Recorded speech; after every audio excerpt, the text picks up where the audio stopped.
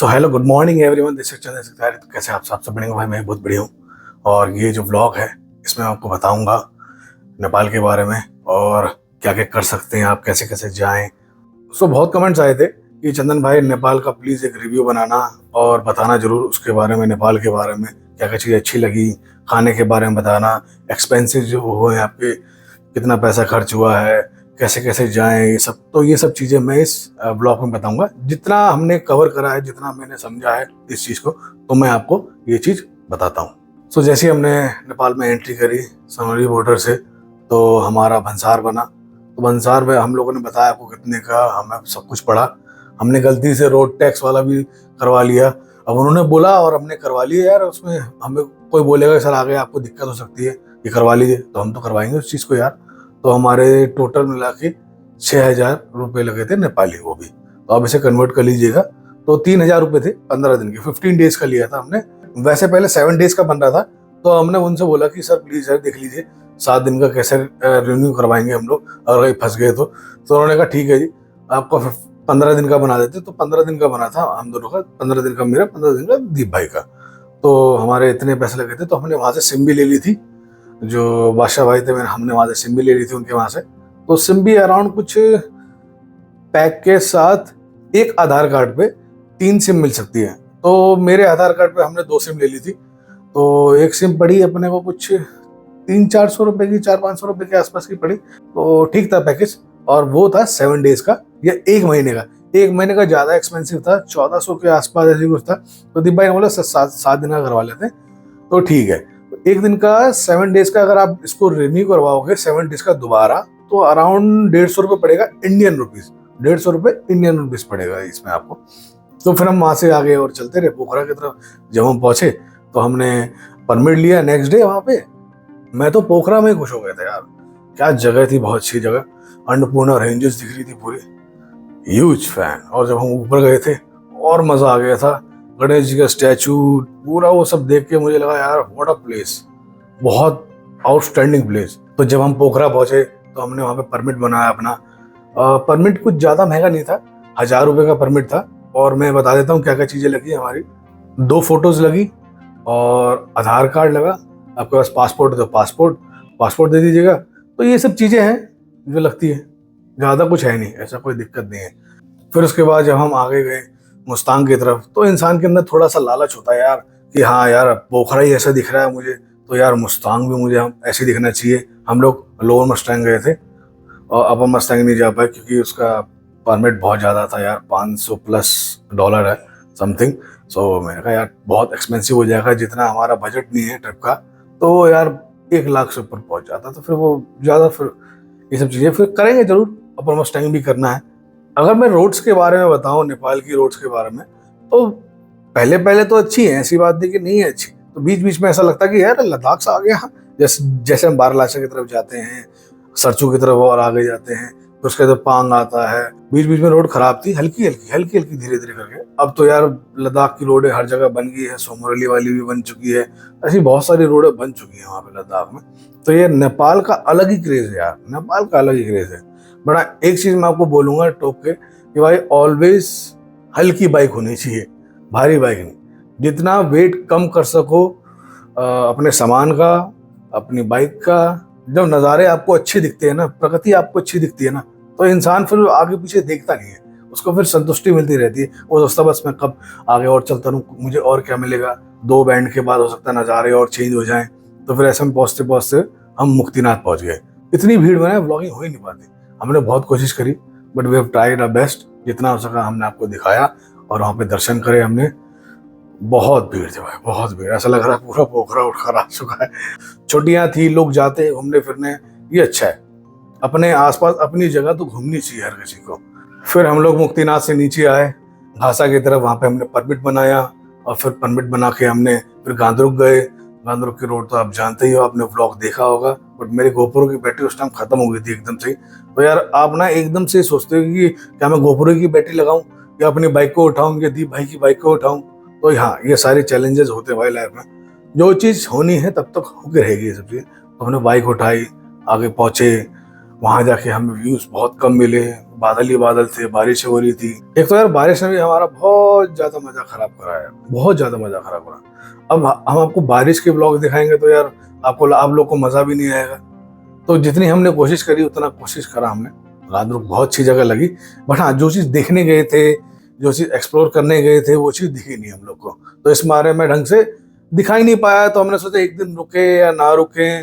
उन्होंने जो प्रॉपर्टी वाले थे, जो वहाँ पे बाकी लोग भी थे, उन्होंने कहा सर ये 2-3 दिन वेदर ऐसे ही रहेगा, खुलेगा नहीं। तो हमने सोचा कि यार चलो लेट्स गो, फिर आगे बढ़ते हैं। फिर हम गए पोखरा की तरफ, फिर बारिश होने लगी वहाँ पे, फिर वो बस फंस गई। 30-40 मिनट तो वो बस फंसी रही, बड़ी मुश्किल से हम लोग वहाँ से नीचे उतरे। फिर हम पोखरा गए भीगते भीगते, फिर दोबारा पोखरा में बारिश होने लगी। नेक्स्ट डे भी बारिश होने लगी, बड़ी मुश्किल से हमें परमिट मिला, परमिट का हमने वो करा। फिर हमारे हजार रुपए नेपाली दोबारा लगे और दोबारा फोटोज लगी।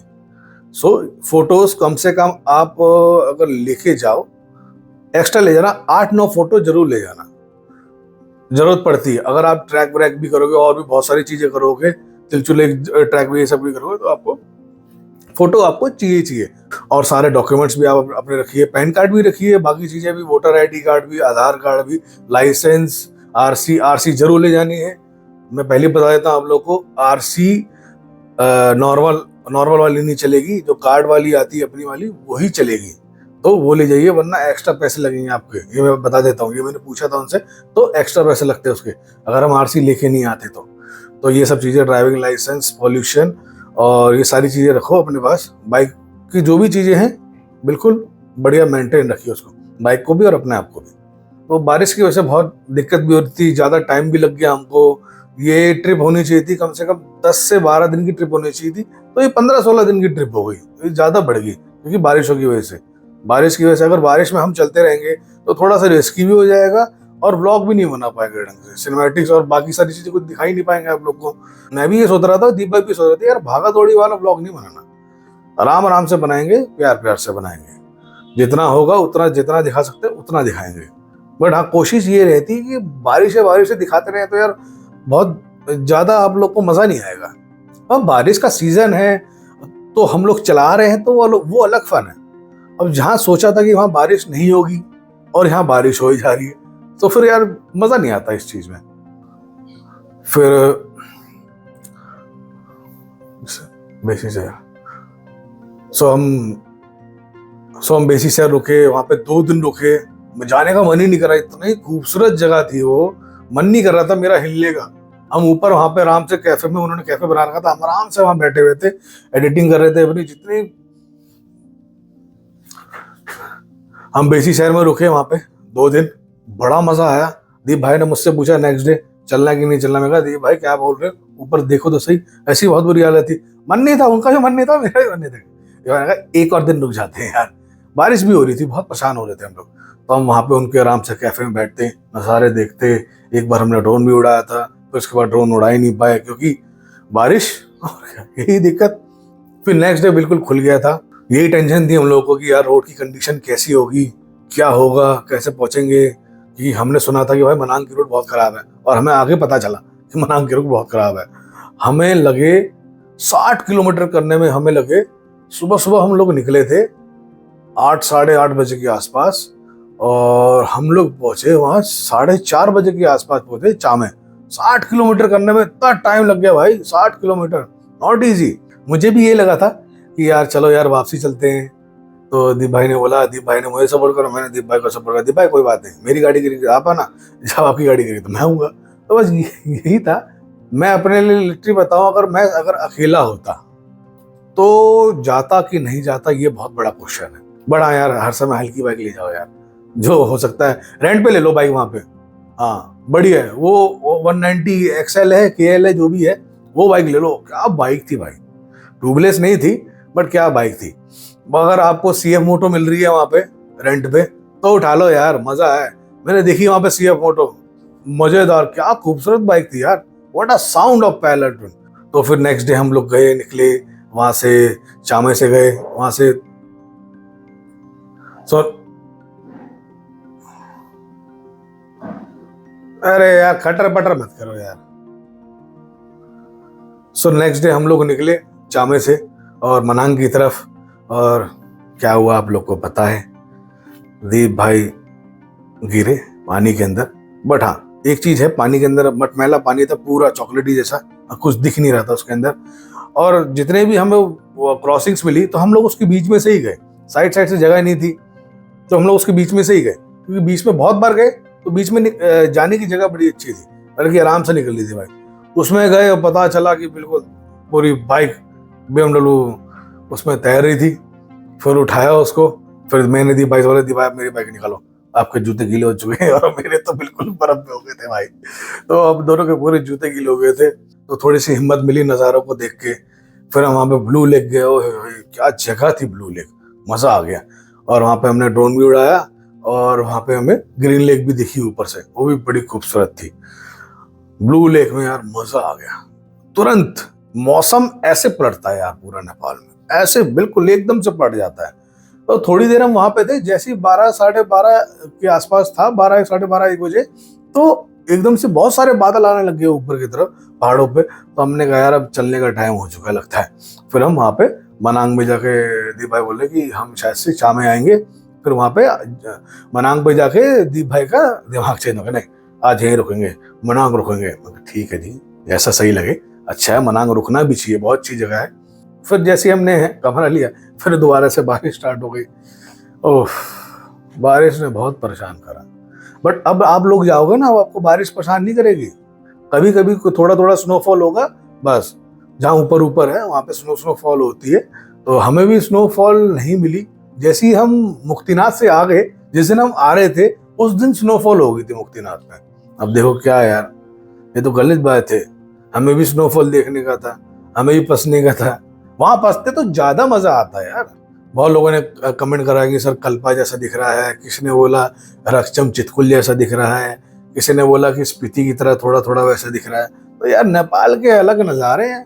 थोड़ा सा और आगे जाते, तिलचू लेक अगर ट्रैक करते, थोड़ा सा और करते ये सब चीजें, ट्रैकिंग व्रैकिंग करते, तो यार वाट तो लगती है, अलग बात है, बट यार मजा कुछ और ही अलग आता। बट कोई नहीं, अगली बार जरूर करेंगे। कोशिश करूंगा कि एक आध ट्रैक करें, एक ट्रैक बड़ा वाला। वहां पे कोई छोटे ट्रैक है नहीं, सारे बड़े बड़े ट्रैक हैं। तो कोशिश करेंगे अगली बार, अपने आप को भी थोड़ा फिट करेंगे, कोशिश करेंगे करने की। खाना पीना नेपाल में यार बहुत सिंपल है, बहुत अच्छा है खाना, सिंपल बिल्कुल। हमने तो थाली खाई पूरे टाइम पर, बहुत बढ़िया थाली थी। हर जगह ही, दीप भाई ने तो हर जगह ही थाली खाई, मैंने भी हर जगह ज़्यादातर थाली खाई, बहुत अच्छी थी, सिंपल। आपका पेट खराब भी नहीं होगा। तो आप कोशिश कीजिए जितना सिंपल खा सकते हैं राइडिंग पे उतना सिंपल खाइए।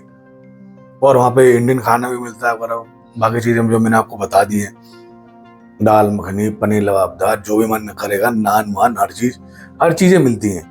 कहीं कहीं आपको मैदे की रोटी मिलती है, कहीं कहीं आटे की रोटी मिलती है। ज़्यादातर लोग प्रेफर करते हैं वहाँ पे चावल खाना, तो चावल ही बहुत चलते हैं।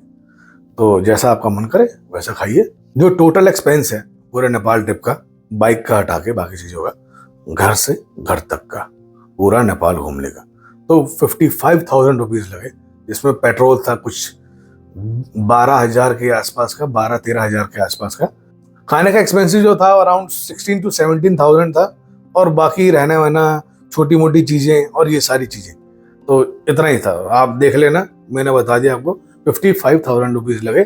जो भी, हाँ, जो भी पंचर अंजर के, जो भी मिला मुलू के हर चीज़, जो भी छोटा मोटा एक्स्ट्रा बाकी सारी चीज़ें होती हैं, तो ये मिला मुलू के 55,000 के आसपास लगे। तो बहुत अच्छा था सफ़र यार, मज़ेदार था। लास्ट डे जो हुआ वो भी देखा आप लोगों ने। हम लोग वैसे भी गिरते पड़ते आ रहे थे। दीप भाई का हैंडल टेढ़ा हो गया था, शीशा टूट गया था दीप भाई का, टॉप बॉक्स में नुकसान हो गया था, टॉप बॉक्स थोड़ा सा फूल गया था, बाहर की तरफ आ गया, उसमें एमसील लगाई। तो ये सब चीज़ें होती रहती हैं। दोनों बाइक ने बड़ा अच्छा परफॉर्मेंस करा। मेरी बाइक के रिम बैंड हो गए, बट ट्यूब लेके गया था मैं, ऑलवेज भाई कैरी ट्यूब, जो भी यूज़ करते हैं, इंटरसेप्टर वाले भी, सारे भी कोशिश कीजिए कि ट्यूब हर समय रखिए। अगर मैं कोई छोटी ट्रिप पे भी जाता हूँ तो भी ट्यूब रख के ले जाता हूँ। संडे राइड अगर लंबी पे जाता हूँ 200-250 किलोमीटर, तो भी मैं ट्यूब रख के ले जाता हूँ। छोटी मोटी में कोई दिक्कत नहीं, गुड़गांव में अपने। तो ये सब चीज़ें तो मैंने आपको बता दी हैं, खाने का बता दिया, एक्सपेंस बता दिया कितना हो गया है, घूमने फिरने का मैंने आपको बता दिया थोड़ा बहुत, और थोड़ा बहुत और भी बताऊंगा मैं आपको। मनांग यार बहुत खूबसूरत था, बहुत मज़ा आया। और हम वहाँ पे एक ही दिन रुक पाए, और सोच रहे थे कि यार एक दिन और रुक जाए, बट हमें लगा कि यार निकलना चाहिए, क्योंकि यार मौसम खुल गया, मेरी तबीयत भी खराब हो गई थी थोड़ी सी।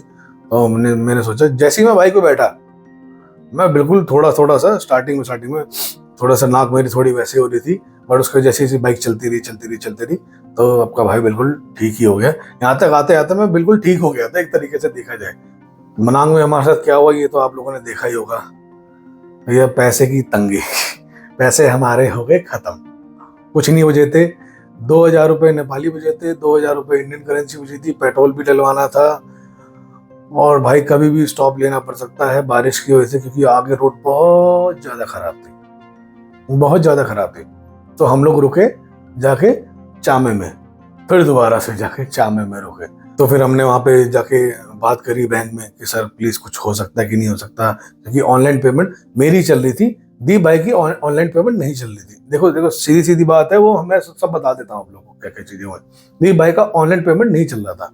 एक दूसरा क्यूआर कोड होता है, वहाँ का अपना नेपाल का क्यूआर कोड है, एक दूसरा वाला क्यूआर कोड है जो हमारा गूगल पे फोन पे ये सब चलता है उस पर। तो ये दो अलग से क्यूआर कोड थे। तो हमने देखा कि बैंक में नहीं था। हमने बैंक वालों ने बोला कि प्लीज़ आप जाके ना किसी जैसे शॉपकीपर से जाके बोलिए कि वो आप प्लीज़ रिक्वेस्ट कीजिए उनको कि वो आप उनको ऑनलाइन पेमेंट कर दीजिए और वो आपको ट्रांसफ़र कर कैश दे देंगे एक तरीके से। तो हमने एक आध शॉप पे गए, वहाँ नहीं था। दीप भाई ने सामने कैफ़े देखा, तो वहाँ कैफ़े में जाके सबसे पहले देखा क्यूआर कोड है, तो दीदी बैठी हुई थी। तो दीदी से बोला, दीदी हम आपको ऑनलाइन पेमेंट कर देंगे, आप हमें कैश दे दो, हमें कैश का थोड़ा शॉर्टेज है। तो सी सेड यस, तो हमें पैसे की ज़्यादा ज़रूरत थी। सी सेड यस, तो हमने पेमेंट करा उनको, तो और हमने उनसे 15,000 रुपये कैश ले लिया। हमने वहाँ पे एक चाय पी और फिर उसके बाद थोड़ा सा और आगे गए, हल्का सा और आगे गए, तो सोचा यार कि भाई बारिश बहुत तेज़ हो रही है।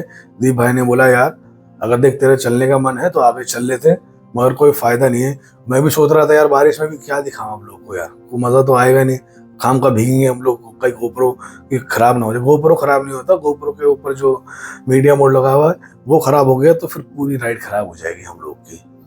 सो इस मारे हमने स्टे करने का सोचा, क्योंकि बारिश में चलाने का कोई फायदा नहीं उस रोड पे, क्योंकि आप सफर ही करोगे उस चीज में। हम लोगों ने स्टे करा चामे में, और हमें पता नहीं था वो प्रॉपर्टी भी दीदी की थी, उन्हीं की थी, उनकी फैमिली की थी।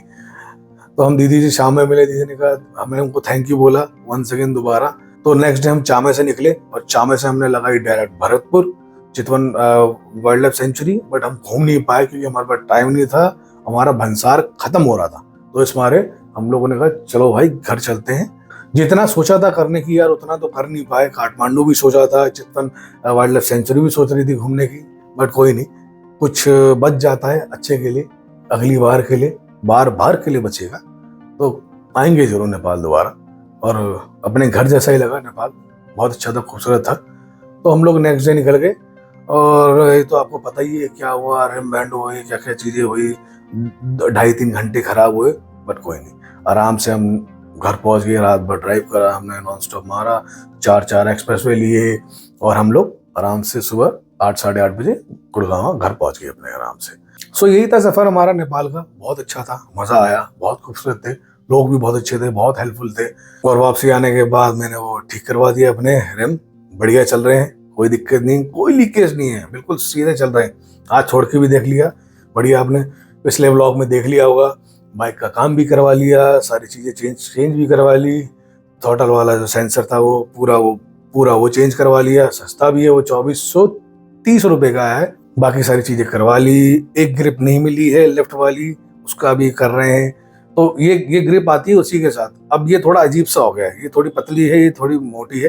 हाँ, आपको याद होगा मैंने नेपाल से ग्रिप खरीदी थी पोखरा से, तो शायद से वही लगाऊं। अगर नहीं मिलेगी लेफ्ट वाली तो मुझे इसे काट के उसको लगाना पड़ेगा, क्या कर सकता हूँ मैं, उसमें कुछ नहीं कर सकते। बट पंकज बोल रहा है यार कोशिश कर रहे हैं भैया कि मिल जाए। तो इस ब्लॉग में मैं ज़्यादा बड़ा नहीं करूँगा। तो यही सब चीज़ें थी, बहुत प्यार मिला नेपाल से, बहुत अच्छा था, बहुत अच्छे लोग थे, मज़ा आया मुझे नेपाल, और बिल्कुल जाएंगे नेपाल। और अगली बार बिल्कुल बाइक और हल्की करके जाएंगे, वरना वहाँ पे रेंट कर लेंगे। एक चीज़ और थी नेपाल में मुझे बहुत अच्छी लगी यार, हम हेलमेट छोड़ के चले गए, वो हेलमेट ऐसी का ऐसी रखा हुआ था, किसी ने कुछ नहीं छेड़ा। मोबाइल भी हम ऐसे ही छोड़ के चले जाते थे, गोप्रो भी ऐसे छोड़ के चले जाते थे, तो किसी ने कुछ नहीं छेड़ा, कोई चोरी वोरी नहीं हुई भाई, बहुत ही अच्छी जगह थी। अब जो बची कुची रोडें हैं धीरे धीरे करके बन रही हैं, वो लोग उसको समतल कर रहे हैं धीरे धीरे करके। तो मेरे हिसाब से मनांग की रोड पूरी तो बनेगी नहीं, बट कोशिश जारी है लोगों की। गांधरुक वाली भी थोड़ी सी रोड खराब है, ज्यादा नहीं है वो, अच्छा सा थोड़ा सा ये कह लो कि 20 किलोमीटर का पैच है तो बिल्कुल खराब है, बाकी तो रोड बिल्कुल बनी हुई है। 15-20 किलोमीटर का पैच खराब है, बाकी तो रोड मस्त है बिल्कुल। छोटे छोटे पेट्रोल पंप थे वहां पे, बड़े क्यूट क्यूट से। तो पेट्रोल पंप ने एकदम देखना पड़ता था कि कहीं कहाँ है पेट्रोल पंप, कहाँ है पेट्रोल पंप। तो हमारे यहाँ तो बड़े बड़े से होते हैं, वहाँ छोटे छोटे क्यूट क्यूट से पेट्रोल पंप थे। एक वहां पे बहुत बड़ा पेट्रोल पंप था पोखरा में, वो शायद से खुला नहीं है। वहां पे हमने बहुत सारे फॉरनर्स देखे, अलग अलग जगह के, जर्मनी से भी देखे हमने। तो जहाँ का भी हम लोग ब्रांड है, तो जब भी भाई उसको स्टार्ट नहीं कर रहे थे, कभी कभार उनकी बाइक में भी दिक्कत आ रखी है, उन्होंने भी बाइक दे रखी है अपनी, तो वो आपको बताएंगे कि उन्होंने क्या क्या चीजें हैं उनकी बाइक में। तो अच्छा खासा बिल बनने वाला है उनका भी। तो हाँ भाई, अपनी बाइक का तो छोटा सा बिल बना है। तो जितने में अपने रिम ठीक हुए हैं उतने वो तो कुछ भी नहीं है। और किसी भाई ने मुझे इंस्टाग्राम पे मैसेज करा था, थिंक से मुझे नाम तो याद नहीं आ रहा, बट थैंक यू भाई, थैंक यू ब्रदर। और आपने नारायणा का बताया था मुझे, तो थैंक यू वेरी मच बताने के लिए। बट हाँ, हो जाते हैं, कोई दिक्कत नहीं होती। गाड़ियों के भी हो जाते हैं, अगर क्रैक ना हो ना तो कोई दिक्कत नहीं है। वैसे ये वाले जो रिम्स हैं जो मेरे जो कंपनी से आए थे, पहले ब्लैक थे, गोल्डन है, तो ये क्रैक नहीं होते। अगर बाई चांस अगर मैंने क्रॉस स्पोक्स लगाए होते तो वो फट जाता, वो वहां से क्रैक कर जाता, क्योंकि वो अलॉय की तरह है, अलॉय की तरह। तो आपने पिछले ब्लॉग में देखा होगा, पंकज ने बोला है कि हमेशा हवा ठीक रखनी है। हो सकता है मेरी बाइक की हवा कम हो, माइट भी, इस मारे लगाओ, बट वो साइड पे इम्पैक्ट हुआ था, ऐसे करके गाड़ी गई थी, ऐसे करके। तो अगर ऐसे होता तो नहीं होता, ऐसे करके हुआ। तो ये सब चीजें राइड में होती रहती हैं, आपको मिलता रहता है एक्सपीरियंस चीजों का धीरे धीरे करके। अब अपनी बाइक उसमें वारंटी में नहीं है, तो हर चीज बिल्कुल बढ़िया है अपनी बाइक की, बिल्कुल नई जैसी है। और शायद से मैं एक ट्रिप पे भी जा रहा हूँ, छोटी सी ट्रिप है, ज्यादा बड़ी ट्रिप नहीं, हिमाचल जा रहे हैं, तो मैंने पिछले आप ब्लॉग में बताया था। शायद से मैं जाऊंगा, अगर जाऊंगा तो व्लॉग जरूर आएगा, जरूर देखना। सो इस वीडियो को ज्यादा बड़ा नहीं करते। सो यार, वीडियो अच्छी लगी तो please like, share and comment and follow Instagram. और भाई मिलते हैं इस वीडियो में, see you, tata, bye bye bye bye.